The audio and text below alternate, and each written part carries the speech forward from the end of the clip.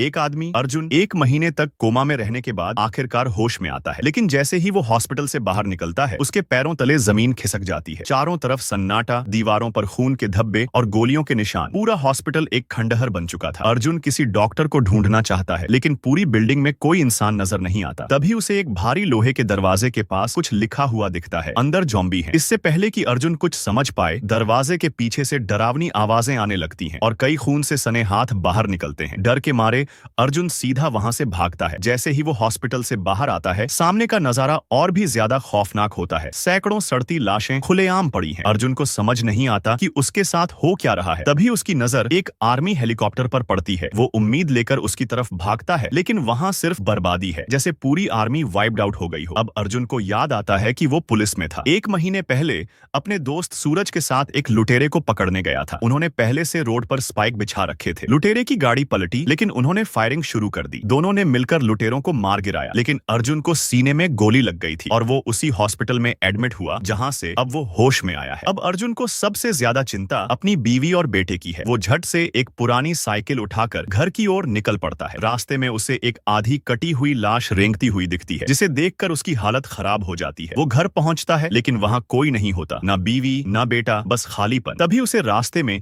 एक इंसान नजर आता है। अर्जुन उम्मीद से उसे पुकारता है, लेकिन अगले ही पल उस आदमी के सिर में गोली लगती है। पीछे से एक काले बुजुर्ग ने गोली मारी थी और अर्जुन को एक झटके में बेहोश कर दिया। जब उसे होश आता है तो खुद को बांध हुआ पाता है। बुजुर्ग, जिसका नाम मोहन है, पूछता है कि कहीं अर्जुन को ज़ॉम्बी ने काटा तो नहीं। अर्जुन पूरी बात बताता है कि उसे गोली लगी थी, काटा नहीं गया। फिर जाकर मोहन और उसका बेटा राहत की सांस लेते हैं। अर्जुन पूछता है, बाहर क्या हुआ है? मोहन बताता है कि दुनिया बदल चुकी है। जो लोग ज़ॉम्बी के कांटे जाते हैं वो भी ज़ॉम्बी बन जाते हैं। अर्जुन पहले तो यकीन नहीं करता, लेकिन तभी बाहर किसी गाड़ी का अलार्म बज उठता है और कई ज़ॉम्बी उनकी ओर बढ़ते हैं। सब लाइट्स बंद कर देते हैं ताकि ज़ॉम्बी अंदर ना आ सके। एक महिला ज़ॉम्बी बार बार दरवाजा खोलने की कोशिश करती है। मोहन की आंखें भर आती हैं, क्योंकि वो उसी की बीवी थी। तीनों किसी तरह रात काटते हैं। सुबह होने पर ज्यादातर ज़ॉम्बी चले जाते हैं, लेकिन एक ज़ॉम्बी अभी भी बाहर खड़ा होता है। अर्जुन उसे डंडे से साफ करता है और फिर मोहन को साथ लेकर अपने घर जाता है। वहां देखता है कि घर का सारा सामान गायब है। मोहन कहता है कि शायद उसकी फैमिली अटलांटा चली गई हो, जहां सरकार ने एक सेफ जोन बनाया था। अर्जुन तय करता है कि उसे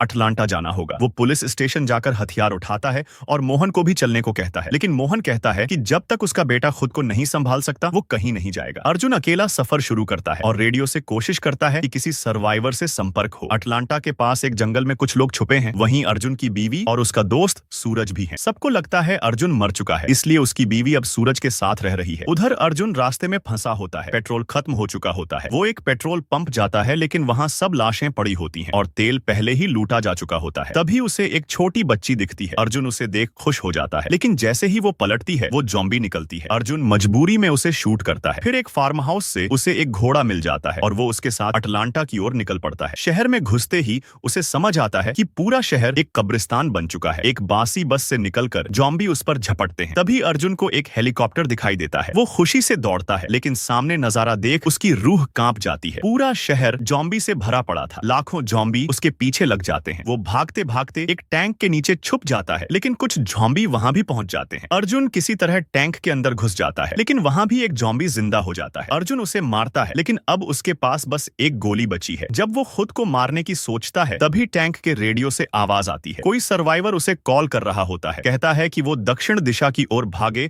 और किसी भी हालत में गोली न चलाए। अर्जुन हिम्मत जुटाकर टैंक से बाहर निकलता है, कुल्हाड़ी उठाता है और ज़ॉम्बियों की भीड़ को चीरता हुआ आगे बढ़ता है। आखिरकार उसे रेडियो वाला लड़का मिल जाता है, जो उसे एक सुरक्षित जगह ले जाता है।